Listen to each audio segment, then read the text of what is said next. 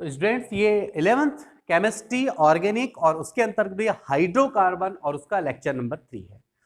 हमने lecture number 1 और 2 जो देखा था वो है मेकिंग प्रिपरेशन ऑफ एल्केन, मतलब एल्केन बनाने की जो विधियां हैं वो हम पढ़ रहे थे और उसमें हमारा पॉइंट आया था R27 तक। और आज हमारा जो पॉइंट है उस लिस्ट के हिसाब से भी हम देखते हैं R28। R2 कौन था? एल्किल हैलाइड से कैसे बनाए जाते हैं। उसका लास्ट पॉइंट बाकी था R28 और क्रिया का नाम है कोरेहाउस संश्लेषण। और ये कोरेहाउस संश्लेषण सेपरेट क्वेश्चन भी बनकर आ सकता है। ठीक है, अब कोरेहाउस संश्लेषण में होता क्या है?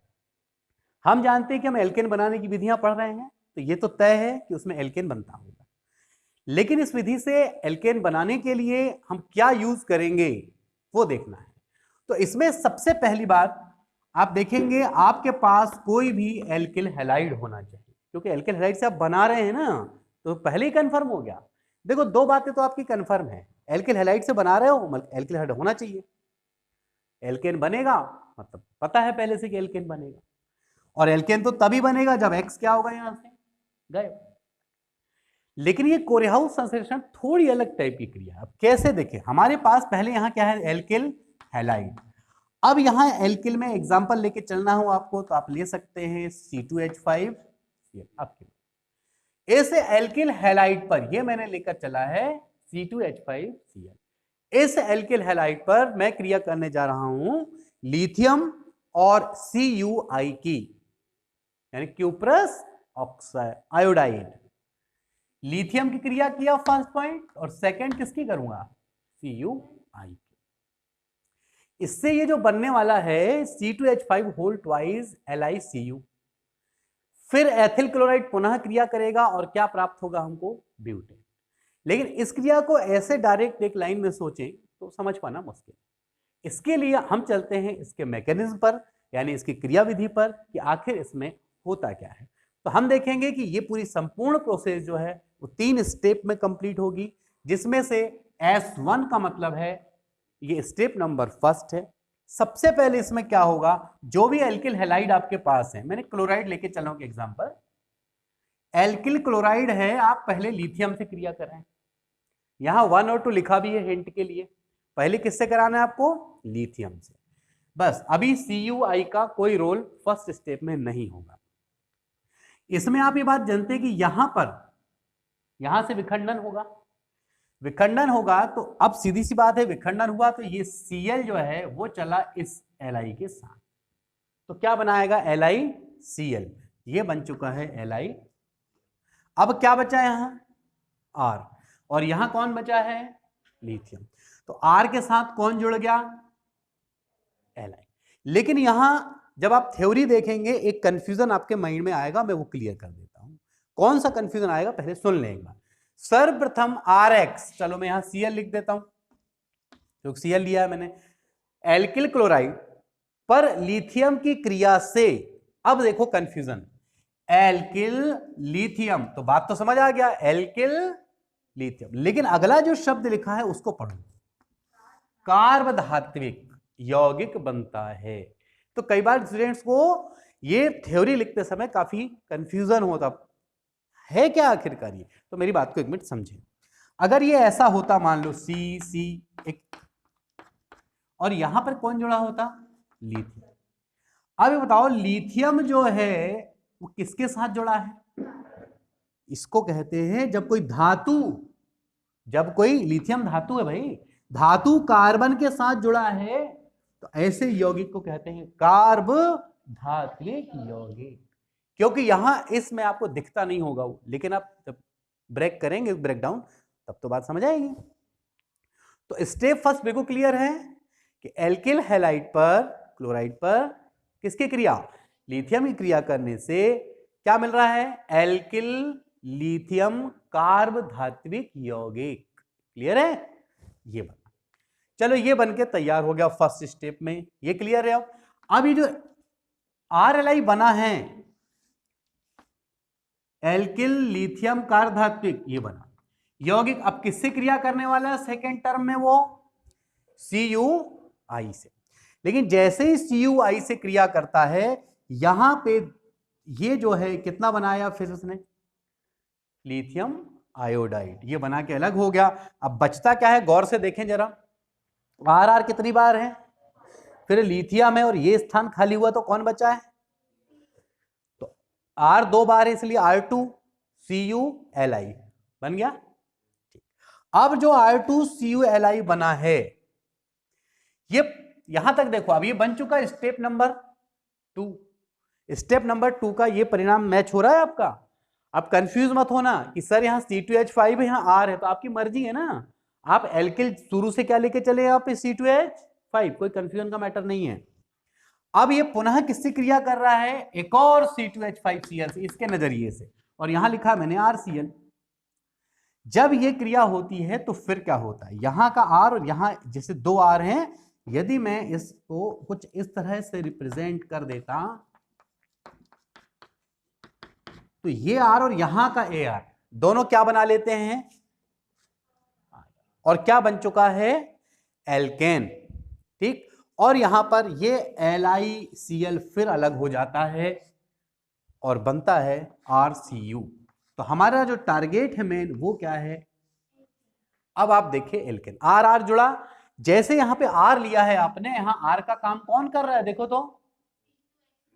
तो निश्चित रूप से आर आर जुड़ा मतलब C2H5 2 बार जुड़ा है और ये बना है ब्यूटेन। कोई कंफ्यूजन, ध्यान रखना है, ये 11th के नजरिए से अगर आप जाते हैं, आप इतना ही लिखना है आपको, ये तरीका, ठीक है। लेकिन यदि इस क्वेश्चन को सेपरेट उसने 4-5 नंबर में पूछ लिया, तब आप मजबूर हो जाएंगे, फिर कैसे करेंगे आप, तो फिर आपको ये कंसेप्ट करना पड़ेगा।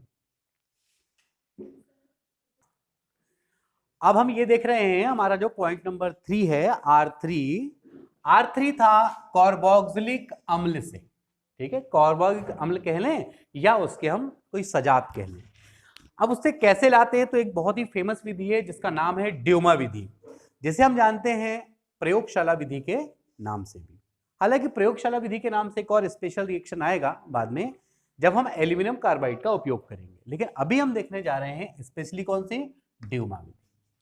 इस ड्यूमा विधि में क्या किया जाता है, और शब्दों का समावेश आप जानते हैं केमिस्ट्री में बहुत अच्छा हो, ताकि आपका जो परिणाम है सीधे सीधे और जो शब्द आते हैं वो परफेक्ट होने, यानी आप जो कह रहे हो सुन रहे हो वो समझ आना चाहिए आप क्या बोलना चाह रहे हो। यहां पर सबसे पहले तो होना चाहिए आपके पास में क्या, कोई भी कार्बोक्सिलिक अम्ल का कोई लवण होना चाहिए, ठीक है, कार्बोक्सिलिक अम्ल का क्या होना चाहिए। अब यहां शब्दों को पहले समझ लें, कार्बोक्सिलिक अम्ल हम कहते किसको हैं, तो आप ये बात समझ लें कि जैसे कि RCOOH, ये क्या है आपके पास में, कार्बोक्सिलिक अम्ल है। और अगर मैं आपसे कहता हूं कि कार्बोक्सिलिक अम्ल का कोई लवण चाहिए, तो ये अम्ल है, मतलब इसमें मुझे किसकी क्रिया करना पड़ेगा लवण लाने के लिए, क्षार की। तो ये हुई क्रिया Na, यहां का H और ये निश्चित रूप से क्या बनाएंगे, पानी, क्योंकि एक अम्ल और क्षार परस्पर क्रिया करके लवण और पानी ही बनाते हैं। तो ये पानी, अब लवण क्या बना देखें आप, RCOO, और ये क्या बन गया, ये माइनस वाला पोर्शन है, और ये है, आप इसको कहते हैं वसा अम्ल का सोडियम लवण। क्या कहते हो, वसा अम्ल का सोडियम। अब इसका नाम क्या होगा, सोडियम, इसका नाम क्या होगा, एल्केनोएट, सोडियम एल्केनोएट, एल्के इसके लिए और COO एस्टर वाला ग्रुप है इसलिए OH, इसका नाम है सोडियम एल्के।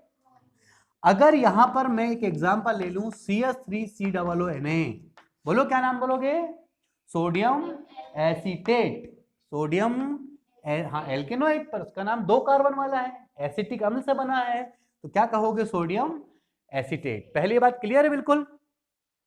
तो अब सुन, यहां इस विधि में क्या करना है आपको, कार्बोक्सिलिक अम्ल के कौन से लवण, सोडियम लवण, यानी आप ग्रुप में कहना चाहें तो RCOONA कहेंगे, और यदि ऐसे कहना चाहें तो एग्जाम्पल ग्रुप में ये, तो RCOOH, ये बात समझ आ गई।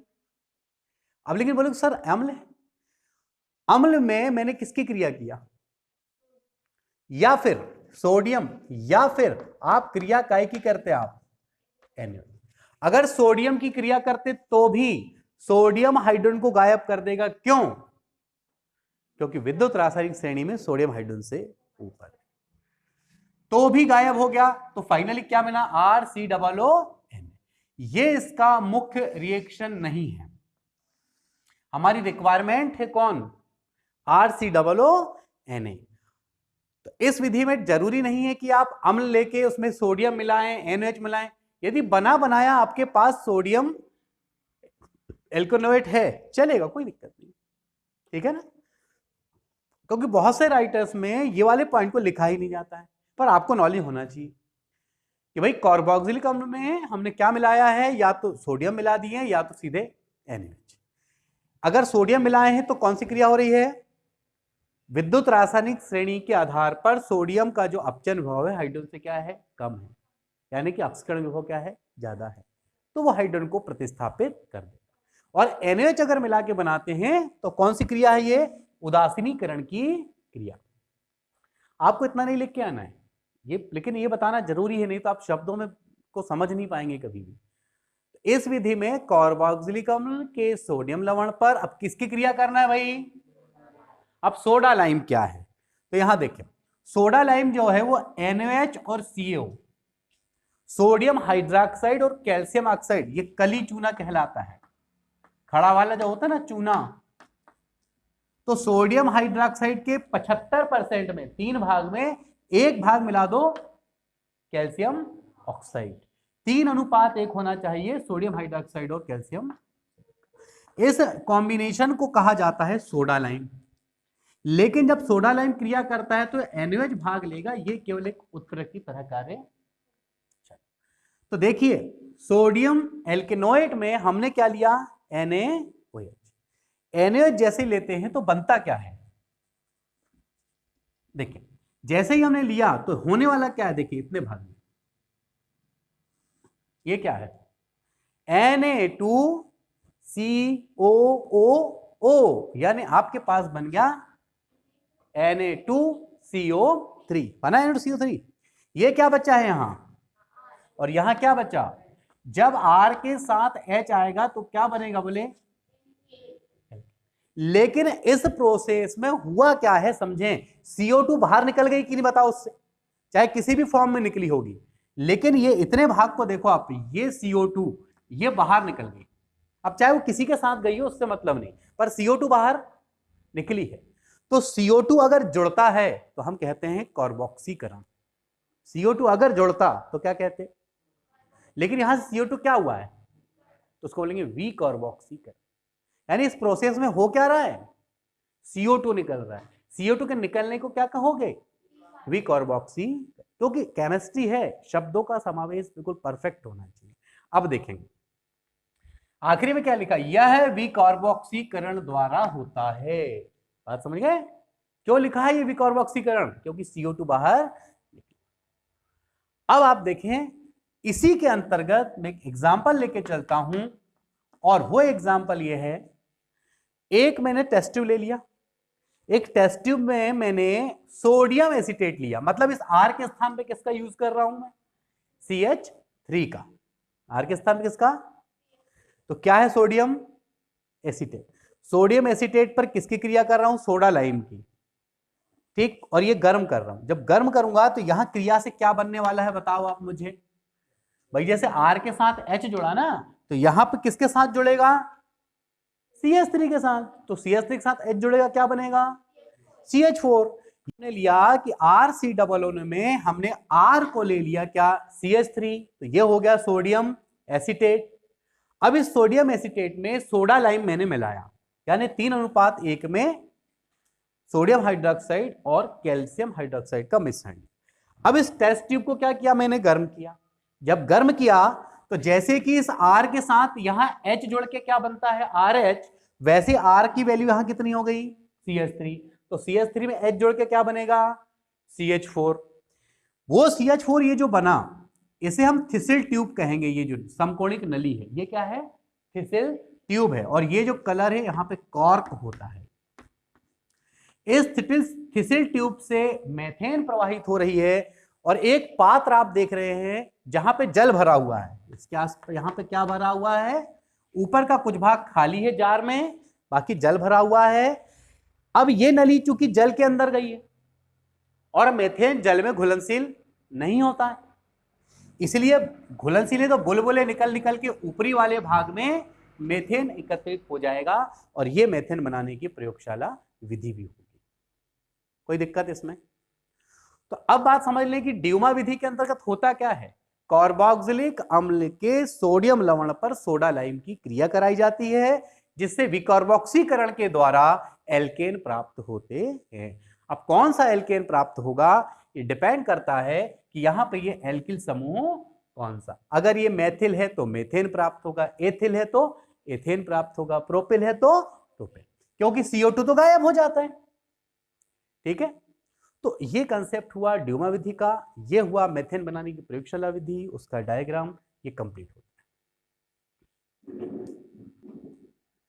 अब हम देखने जा रहे हैं हमारा नेक्स्ट पॉइंट, और वो था पॉइंट नंबर R3 का सेकेंड पॉइंट, यानी विद्युत अपघटनी विधि। यानी हम एल्किल हैलाइड क्या यूज करने वाले हम यहां पे, जरूरी है कि यहां पे हम हैलाइड का ही उपयोग करें? नहीं, क्योंकि आप एल्किल हैलाइड की प्रोसेस पढ़ चुके हैं, आप स्पेशल पढ़ रहे हैं। कार्बोक्सिलिक अम्ल का प्रकार है कौन सा, विद्युत अपघटनी, यानी विद्युत अपघटनी विधि है, और कार्बोक्सिलिक अम्ल या उसका कोई हम क्या लेके चलेंगे, लवण लेके चलेंगे। तो हम एक काम करते हैं, और नाम भी लिखा है कि विद्युत अपघटनी विधि, मतलब विद्युत अपघटन की क्रिया होगी, मतलब विद्युत धारा हम प्रवाहित करेंगे, और करेंगे तो बैटरी होगी, और प्रवाहित करेंगे तो दो इलेक्ट्रोड होंगे, एक एनोड और एक कैथोड। तो हम सबसे पहले एक काम करते हैं, हम एक पात्र लेकर चल रहे हैं, ठीक है, कांच का पात्र है, इस पात्र में हम लेकर चल रहे हैं सोडियम एसीटेट, या सोडियम एल्केनोइड भी कह सकते हैं, मतलब दोनों अलग अलग नाम। जब मैं आपसे कहता हूं कि सोडियम एल्केनोएट, एल्केनोएट यानी कौन सा एल्केन है ये नहीं पता तो आप आर लिखते हो, और जब एसीटेट कहते हो तो यहां क्या लिखोगे, जब आप प्रोपेनोएट कहोगे तो लिखोगे यहां पे C2H5। बात समझ आ रही है? अच्छा, तो हम सबसे पहले एक पात्र में क्या ले रहे हैं, RCOONA, यानी सोडियम एल्केनोएट। अब जैसे ही सोडियम एल्केनोएट लिया, और यहां पे साथ में कौन है, पानी है। अब ये एक आयनिक यौगिक है, तो पानी में तो ये घुल गया ना, पहले क्या होगा, इसका आयनन होगा। तो सबसे पहले RCOONA का क्या होगा, आयनन होता है। कैसे होता है, RCOONA दो भाग में बट जाएगा, RCOO माइनस और एक है Na। ठीक है, इस तरह विभाजित होने के बाद हम क्या करेंगे, जब हम धारा प्रवाहित करेंगे, ये फर्स्ट पॉइंट हो गया आपका। ठीक है, अब क्या करना है आपको, धारा प्रवाहित करने पर, तो हम ये देखेंगे कि हम जब धारा प्रवाहित करेंगे तो ये जो बैटरी है, बैटरी, एक इलेक्ट्रोड बैटरी के धन सिरे से जुड़ा है, और जो धन सिरे से जुड़ा है वो क्या कहलाता है, एनोड, और जो ऋण सिरे से जुड़ा है वो क्या कहलाता है, वो कैथोड। यानी ये इसमें धन है और इसमें ऋण। ठीक है, अब हम जानते हैं कि इस पूरे विलयन के अंदर में जो आयनन टूटे हुए हैं वो है ऋणात्मक और धनात्मक। ठीक है, अब ये बताएं कि जब ये गति करेंगे और बैटरी हमने ऑन कर दी है, तब धन वाले आयन कहां जाएंगे, ऋण वाले की ओर, और ऋण वाले कहां जाएंगे। अब क्या होता हम यहां देखते हैं। तो सबसे पहले क्रिया को दो भागों में बांट लेते हैं, हम यहां लिख देते हैं कैथोड पर क्रिया। अब कैथोड पर क्रिया, तो कैथोड आपके लिए कौन सा आवेश रखता था, वहां कौन जाने वाला है, प्लस। यहां प्लस कौन है, क्या हो गया, 20% तो लगा हुआ नहीं है,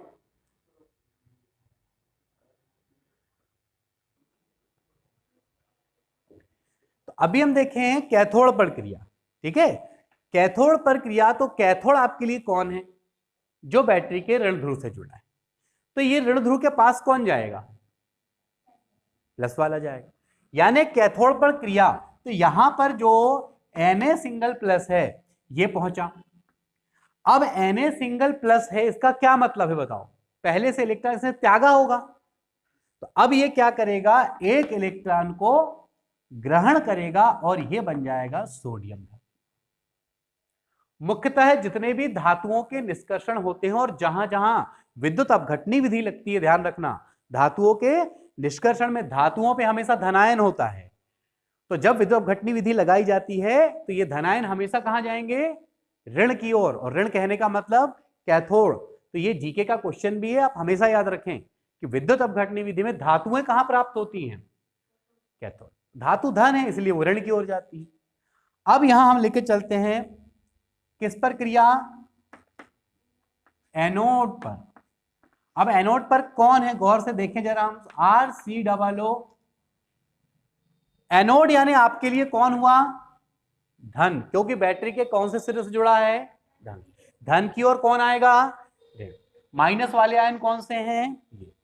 ये जब पहुंचते हैं तो करते क्या है देखें पहले। ये माइनस होने का मतलब क्या हुआ? यानी कि अब क्या करेगा एक इलेक्ट्रॉन को? ये यही त्यागा गया इलेक्ट्रॉन तो यहां आया ना, त्यागा, तो ये क्या बन गया? RCOO। लेकिन अब होता यह है कि RCOO प्लस RCOO ये जब मिक्सअप होता है, यहां दोनों ही स्थान से CO2 निकलती है। तो दो अणु क्या निकल गया यहां से? CO2। और ये दोनों R जो हैं वो कंबाइन हो जाते हैं और ये बनाते हैं फिर एल्केन। तो एल्केन जो है वो कहां प्राप्त हो रहा है? एनोड पर। देखो थ्योरी में लिखा है एनोड। जब तक ये प्रोसेस आप कंप्लीट नहीं देखते हैं तो थ्योरी भी अच्छी नहीं बनती, रटना पड़ता है। लेकिन अब इस प्रोसेस के बाद अब पुनः उसको देखो क्या करना। किसी पात्र में RCOO लेकर उसमें क्या किया हमने? विद्युत धारा प्रवाहित किया, तो उससे RCOO का आयनन हो जाता है, जिससे चूंकि R कहां दिख रहा है आपको? ऋण वाले में, मतलब वो किसकी ओर जाता होगा? और धन वाले को क्या कहते हैं? इसीलिए हमने लिखा है उसे बैटरी की सहायता से इलेक्ट्रोडों द्वारा जब धारा प्रवाहित की जाती है तो कहां पर प्राप्त होते हैं? एनोड पर एल्केन प्राप्त होता है। ये कंसेप्ट क्लियर है? ये विधि थी आपकी विद्युत अपघटनी विधि। पॉइंट है R33 यानी कार्बोक्सिलिक अम्ल से। लेकिन ये मेथड में हमें क्या करना है? P+HI की क्रिया 201 सेल्सियस पे कर। लेकिन P+HI की क्रिया कैसे? इस बात को समझना है कि P+HI में P जो है वो तो केवल उत्प्रेरक के रूप में रहेगा, और उसका एक दूसरा इंपॉर्टेंस पहले बता चुका हूं, अभी देखेंगे कौन सा। जैसे ही आप लेकर चलते हैं कोई कार्बोक्सिलिक अम्ल, कार्बोक्सिलिक अम्ल पे किसकी क्रिया करना है? ठीक। तो यहां पे कार्बोक्सिलिक अम्ल में हम ये बात बहुत अच्छे से जानते हैं, आपको एल्केन बनाना है कि नहीं? तो क्या एल्केन में ऑक्सीजन होते हैं? क्या होते हैं? क्या ऑक्सीजन नहीं होते? और जब ऑक्सीजन है लेकिन यहां है ना, तो ऑक्सीजन को गायब करना पड़ेगा कि नहीं? तो HI आप ज्यादा लो, HI आप ज्यादा लो। अब ये देखो, दो ऑक्सीजन अगर आप यहां हटाना चाहते हैं, ये दो ऑक्सीजन, तो बताओ पानी बनेगा तो कितने हाइड्रोजन लग जाएंगे आपको? 4 हाइड्रोजन और 2 ऑक्सीजन। इसका मतलब ये होगा कि 2 मॉलिक्यूल बन गया। कौन? बात क्लियर है? अब समझना बात। ये आई का तो रोल ही नहीं। मैंने आपको कल एक बात बताया था, I2 अगर आयोडीन ज्यादा मिला मतलब निश्चित है क्या बना? I2 का बनना बिल्कुल तय है। कल भी हमने बात की, आयोडीन के यौगिक अस्थायी होते हैं। अब यहां देखो, यहां पर एक हाइड्रोजन बचा हुआ है, यहां अगर 2 हाइड्रोजन आ जाए, ये वाले, ये आ जाए, ये आ जाए, और एक ये महाराज।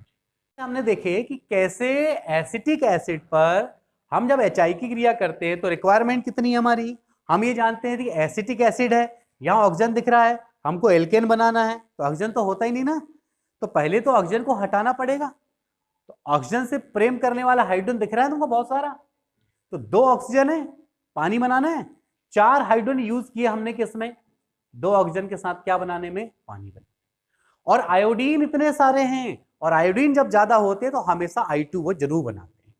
तो ये I2 के कितने मॉलिक्यूल बन गए, 3।